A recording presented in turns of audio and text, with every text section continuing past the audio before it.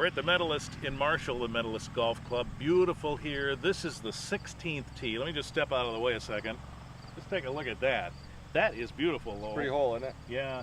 So this is about 350 from the furthest tee here. Yep. And so it really is pretty straightforward too, and not the longest hole, but we do have this bunker in the middle. Yeah, this is, we just played 15, which is a pretty easy par 5, and then we have one of our easier par 4s here. Like you said, it's only 350.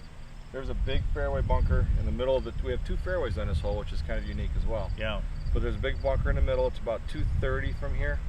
And so really there's 2 options to play in this hole. You can, if you're a long hitter and you really want to bang it out there, you can try and hit it past that bunker and hopefully get lucky. If you're not, then you just lay it short of the bunker. Don't even bring the bunker into play. If you bring, there's no sense in doing it. It's just trouble. So what I'm going to do is I'm going to hit a little hybrid that's going to hit it about 220 for me, hopefully. Just short of the bunker, I don't have to worry about it. I've got a large landing area that way, and see if I can find it. I think that'll be my approach too. I just don't drive that far, so it just makes sense for me to. Yeah, why even hit something? The bunker isn't even there. Just don't even hit it to it. All right, here we go, number 16.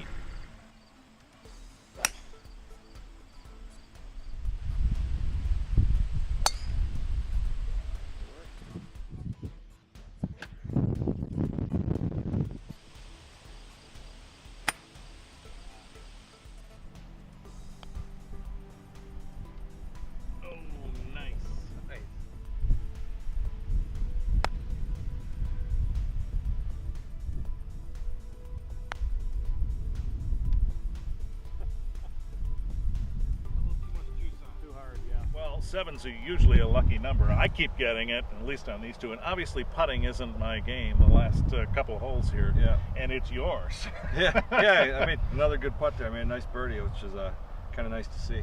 Yeah. Back to back. Right, yeah. Exactly. So this has been tremendously great today, and just these 2 holes are just so nice. Yeah, after you have that tough stretch of holes in the middle of the course, yeah. And then like I said, you have some easier ones. We had 14, 15, 16.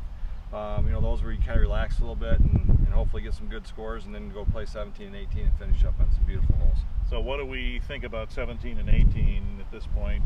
Tougher than these? 17's a tough par 3.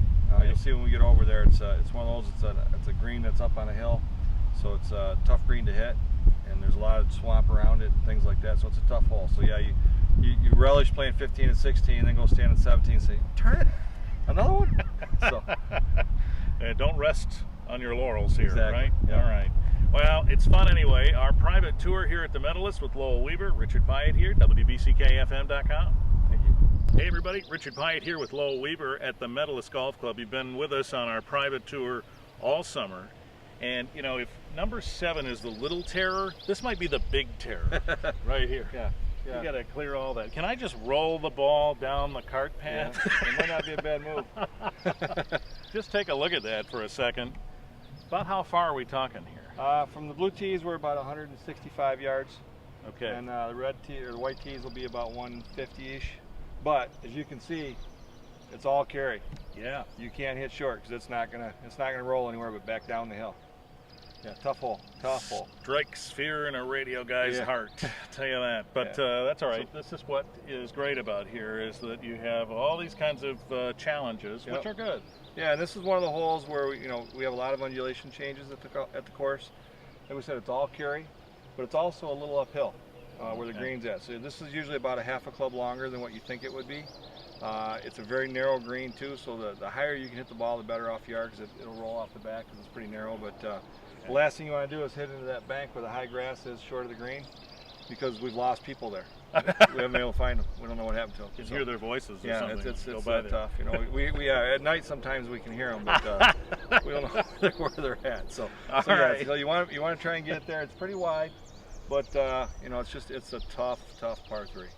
All right, we're gonna give it a shot right now.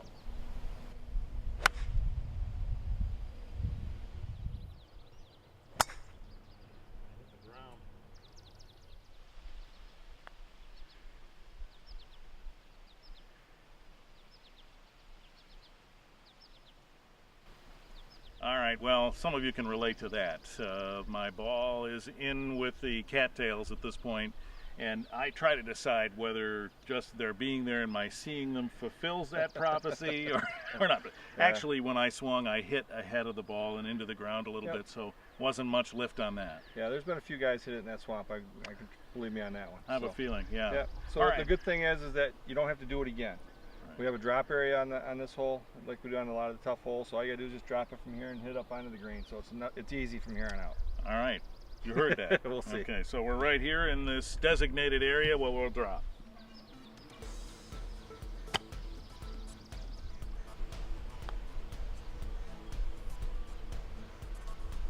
Oh, nice spot. Yep. All right, full disclosure, this is a big fat 6 for me because you know how it is. Sometimes for me, the shorter holes are the bigger trouble, but you know, with this hazard here, it plays with my head. Yeah, so that's how that worked out. But it worked out okay. Just tell everybody you played the hole twice. Yeah, that's what happened. 6, yeah. I had, and I talked about on the tee shot, you know, you gotta hit pretty high. I hit mine just a little bit low and it bounced off to the back edge, and I had a really tough putt with all the undulations and stuff, and luckily I snuck a 2-putt out of it to get a par, but this is a tough hole. It really is. It sure is. This is number 17 at the Medalist. We're on to 18. Well, here we are on the tee at 18 at the Medalist, the last hole on our private tour with Lowell Weaver, and let's take a look at this. How pretty that is with the clubhouse in the background, and just a terrific shot. However, there are more cattails here. Yeah, it's not quite as bad as the last hole, but yes. Yeah, so we're going to need, again, some power and some distance here. Yeah, and this is another hole where we've got a little bit of a risk and reward. You can't really kind of see on the right, there's 3 pretty deep fairway bunkers up there, and you really don't want to go in one of those fairway bunkers. It's a pretty tough shot out of there. So you really have to figure out your yardages and see if you can get over those. If you know you can get over them, then you can hit it up there, and there's a lot of wide open space. But if you don't think you can, you're better off maybe laying up a little short and having a 150-yard shot in or something like that. From here, I think they're about 245, 250 to clear them. Okay. And then go from there. There is a water hazard down to the left of the green, which you'll see in a minute. But really up here is all you have to worry about is don't go left into the trees, and don't go right into the out of bounds or into the bunkers. Other than that, it's wide open, just like the rest of the course. And watch out for the cattails. Yeah, exactly. All right, here we go.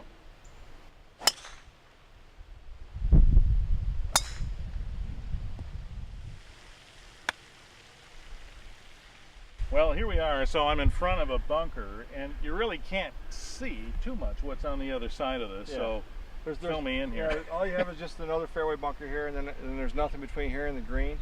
Okay. Pretty much the whole thing kicks a little bit left though on this hole, and you're hitting downhill. So we talked about uphill, downhill. So usually plays about a half a club shorter, and then if you're going to miss it, you're going to miss it a little bit right, because it'll usually kick left down into the green or into the pin. And you definitely want to go left. As you can see the fountain down there, there's water to the left, but not a lot of trouble between here and there, so it should be relatively an easy shot for you. Sure. Here we go. Well, that was a trick shot. You're both of them. I want to see you do that again.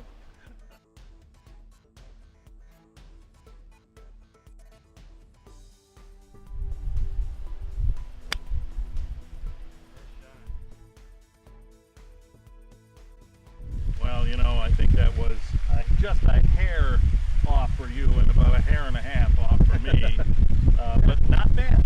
No, not bad at all. I mean, you know, you cleared the cattails you were worried about. I did. So you had no problems there.